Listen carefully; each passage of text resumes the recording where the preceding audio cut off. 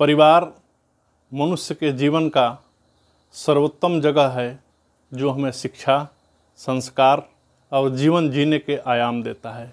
मैं प्रोफेसर दयाशंकर सिंह अपने YouTube channel में आपका स्वागत करता हूं, हार्दिक अभिनंदन करता हूं। परिवार में किस ढंग से खुशहाली आए, परिवार में किस तरह से सामंजस्य बिठाया जाए, परिवार किस तरह से तरक्की करे, ये सब बातें जानने के लिए मैं आपको आज 4 टॉपिक्स आप दे रहा हूं और ये टॉपिक्स आपके परिवार के खुशहाली के लिए, परिवार के शांति के लिए बहुत कारगर साबित होगा। प्रथम बात आती है माता पिता का सम्मान करें।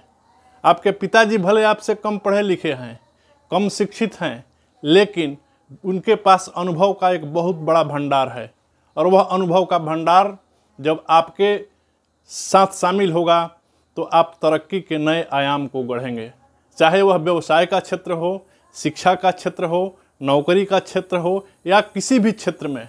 कहा गया है कि मनुष्य को जब कोई रास्ता नहीं दिखाई देता है तो दीवार से भी सलाह लेनी चाहिए। तो आप अपने माता पिता का सम्मान करें। ये नहीं है कि उसमें तर्क शक्ति का इस्तेमाल हो। अगर आप अब कोई नया काम कर रहे हैं, नया व्यवस्था बना रहे हैं, तो उसमें भी उनको बताइए। यानी आपके ज़िंदगी से जुड़ी हुई हर एक बातों को अपने पिता के साथ एक मित्र की तरह शेयर करें, माता के साथ एक परिवार और मित्र की तरह शेयर करें। इसलिए कि माता भी आपके लिए सबसे ज़्यादा सोचने वाली है।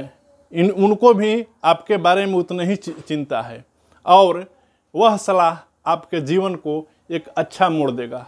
आपके पास भले परिस्थिति साथ नहीं दे रही है, लेकिन अपने पिता के, माता के सेहत से लेकर उनके ज़िंदगी के जुड़े हुए हर बातों को अपने आप में शामिल कीजिए।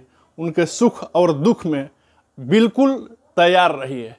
दूसरी बात आती है बच्चों के शिक्षा से।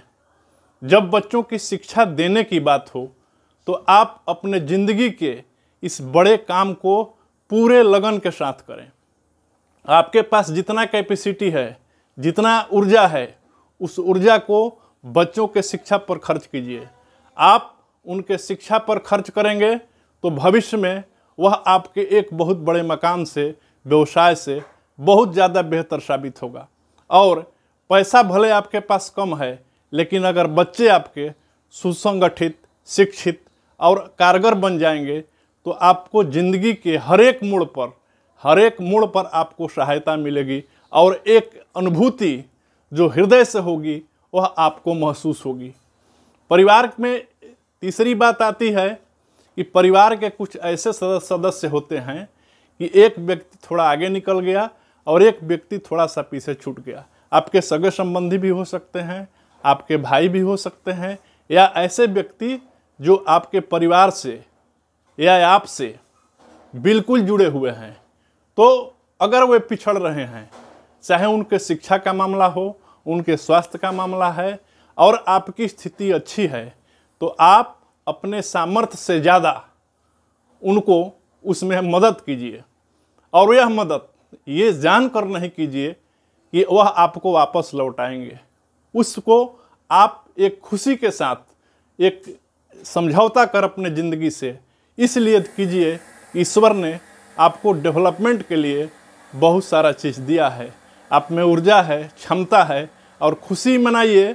उस क्षमता का इस्तेमाल आप बखूबी कर रहे हैं और वह क्षमता आपके जीवन में कारगर साबित होगी और एक ऐसी खुशी, एक ऐसी शांति आपको प्राप्त होगी जो लगेगा कि ईश्वर से दी हुई खुशी है।